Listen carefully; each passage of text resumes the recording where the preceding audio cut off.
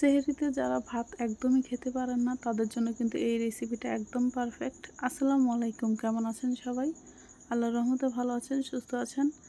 আজকে কিন্তু আমি কাঁচা টমেটো কিন্তু ভাজি করেছি। এটা ইচ্ছে করলে আপনারা শুটকি দিয়ে রান্না করেও কিন্তু খেতে পারেন।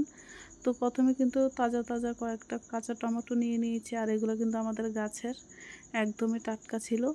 প্রথমে কিন্তু আমি পরিষ্কার করে এগুলো ভালোভাবে একটু ধুয়ে নিয়েছি। পরে কিন্তু এগুলো আমি চিকন চিকন করে একটু কেটে নিয়েছি। আপনারা ইচ্ছা করলে আর একটু মোটা করে কেটে নিতে পারেন। তারপরে কিন্তু পেঁয়াজ কাঁচামরিচও কেটে নিয়েছি। এখন চুলায় কিন্তু একটা কড়াই বসিয়ে দিয়েছি। কড়াইটা গরম হওয়ার পর কিন্তু আমি এখানে আস্ত বড় সাইজের একটা পেঁয়াজ কুচি করে দিয়েছি, আর 5-6টা কিন্তু কাঁচামরিচ ফালি করে দিয়েছি।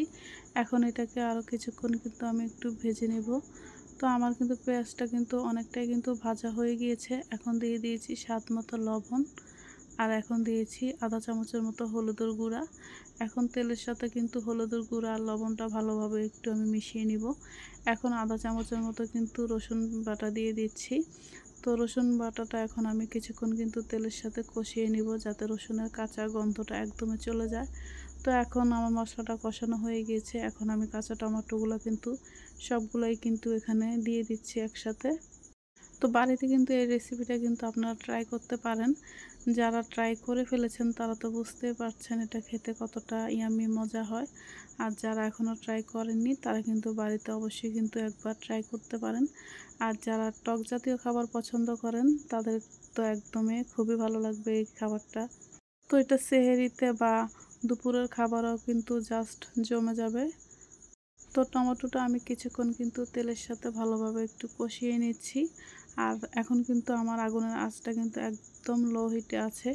তো কিছুক্ষণ কষানোর পর কিন্তু আমি সামান্য পরিমাণে পানি দিয়ে দিচ্ছি। আপনারা ইচ্ছা করলে এটা বেশি তেলের উপরেও কিন্তু করে নিতে পারেন। তো আমার শাশুড়ি মা বলেছে একটু পানি দেওয়ার জন্য, তো সেজন্য কিন্তু আমি একটু পানি অ্যাড করে দিয়েছি। তো পানিটা কিন্তু আমি পুরোপুরি শুকিয়ে ফেলবো। তো আমি আরও 10 মিনিটের মতো কিন্তু জাল করে নিয়েছি, আর এখন কিন্তু পুরোপুরি পানি আমার প্রায় শুকিয়ে আসছে। এখন একটু মরিচের গুঁড়ো অ্যাড করেছি। ঝালটা আমার কাছে একটু কম মনে হয়েছে, এজন্য আমি মরিচটা শেষে অ্যাড করেছি, কারণ এর আগে আমি কাঁচামরিচ ইউজ করেছিলাম।